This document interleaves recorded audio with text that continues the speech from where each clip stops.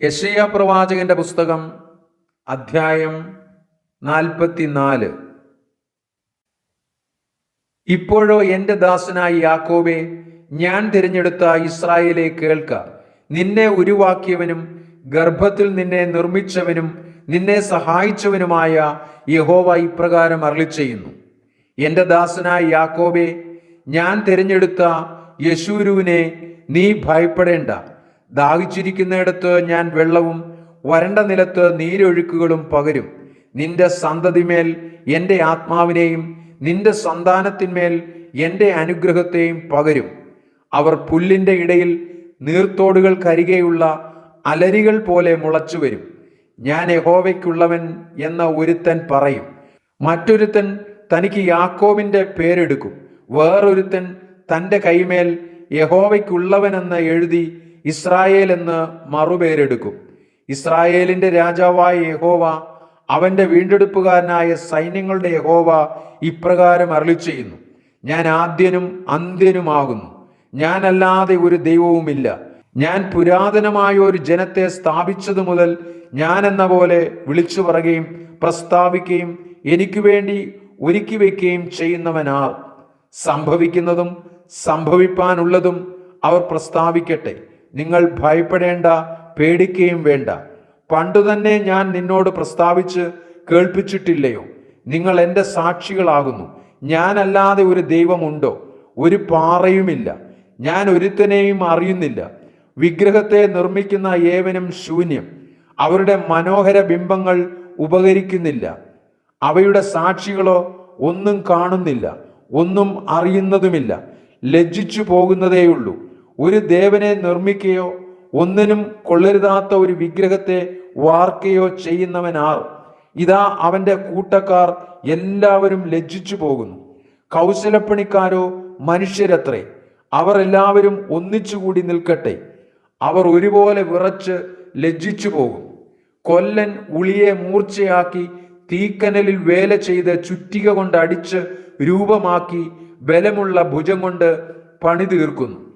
അവൻ വിശന്ന് ക്ഷീണിക്കുന്നു, വെള്ളം കുടിക്കാതെ തളർന്നു പോകുന്നു. ആശാരി തോതുപിടിച്ച് ഈയക്കോൽ കൊണ്ട് അടയാളമിട്ട് ചീവുളി കൊണ്ട് രൂപമാക്കുകയും വൃത്തയന്ത്രം കൊണ്ട് വരയ്ക്കുകയും ചെയ്യുന്നു. ഇങ്ങനെ അവൻ അതിനെ മനുഷ്യാകൃതിയിലും പുരുഷ കോമളത്വത്തിലും തീർത്ത് ക്ഷേത്രത്തിൽ വയ്ക്കുന്നു. ഒരുവൻ ദേവദാരുക്കളെ വെട്ടുകയും തേക്കും കരിവേലവും എടുക്കുകയും കാട്ടിലെ വൃക്ഷങ്ങളിൽ അവയെ കണ്ട് ഉറപ്പിക്കുകയും ഒരു അശോകം നട്ടുപിടിപ്പിക്കുകയും മഴ അതിനെ വളർത്തുകയും ചെയ്യുന്നു. പിന്നെ അത് മനുഷ്യന് തീ കത്തിപ്പാൻ ഉതകുന്നു. അവൻ അതിൽ കുറെ എടുത്ത് തീ കായുകയും അത് കത്തിച്ച് അപ്പം ചുടുകയും അതുകൊണ്ട് ഒരു ദേവനെ ഉണ്ടാക്കി നമസ്കരിക്കുകയും ഒരു വിഗ്രഹം തീർത്ത് അതിൻ്റെ മുമ്പിൽ സാഷ്ടാംഗം വീഴുകയും ചെയ്യുന്നു. അതിൽ ഒരംശം കൊണ്ട് അവൻ തീ കത്തിക്കുന്നു, ഒരംശം കൊണ്ട് ഇറച്ചി ചുട്ടു തിന്നുന്നു. അങ്ങനെ അവൻ ചുട്ടു തിന്ന് തൃപ്തനാകുന്നു. അവൻ തീ കാഞ്ഞു, നല്ല തീ, കുളിർ മാറി എന്ന് പറയുന്നു. അതിൻ്റെ ശേഷിപ്പ് കൊണ്ട് അവനൊരു ദേവനെ, ഒരു വിഗ്രഹത്തെ തന്നെ ഉണ്ടാക്കി അതിൻ്റെ മുമ്പിൽ സാഷ്ടാംഗം വീണ് നമസ്കരിക്കുകയും അതിനോട് പ്രാർത്ഥിച്ച് എന്നെ രക്ഷിക്കണമേ, നീ എൻ്റെ ദേവനല്ലോ എന്ന് പറയുകയും ചെയ്യുന്നു. അവർ അറിയുന്നില്ല, ഗ്രഹിക്കുന്നതുമില്ല. കാണാതെ വണ്ണം അവരുടെ കണ്ണുകളെയും ഗ്രഹിക്കാതെ വണ്ണം അവരുടെ ഹൃദയങ്ങളെയും അവൻ അടച്ചിരിക്കുന്നു. ഒരുത്തനും ഹൃദയത്തിൽ വിചാരിക്കുന്നില്ല.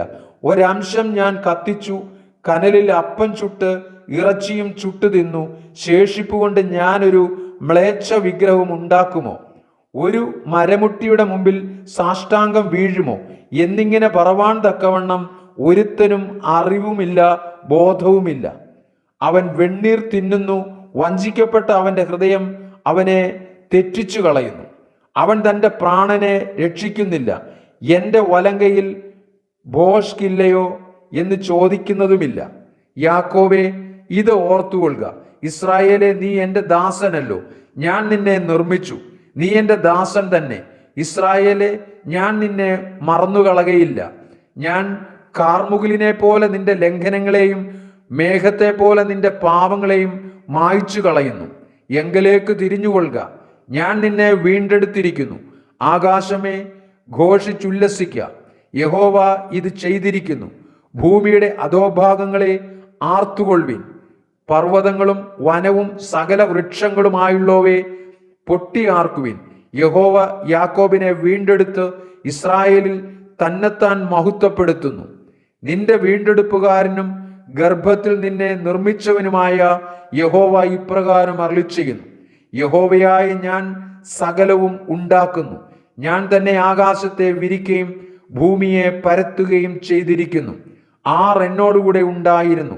ഞാൻ ജൽപ്പകന്മാരുടെ ശകുനങ്ങളെ വ്യർത്ഥമാക്കുകയും പ്രശ്നക്കാരെ ഭ്രാന്തന്മാരാക്കുകയും ജ്ഞാനികളെ മടക്കി അവരുടെ ജ്ഞാനത്തെ ഭോഷത്വമാക്കുകയും ചെയ്യുന്നു.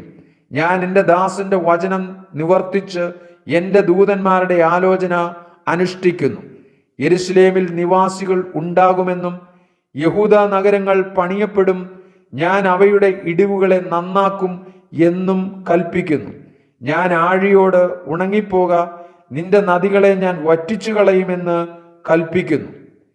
കോരശ് എൻ്റെ ഇടയൻ, അവൻ എൻ്റെ ഹിതമൊക്കെയും നിവർത്തിക്കുമെന്നും യെരൂശലേം പണിയപ്പെടും, മന്ദിരത്തിന് അടിസ്ഥാനമിടുമെന്നും ഞാൻ കൽപ്പിക്കുന്നു.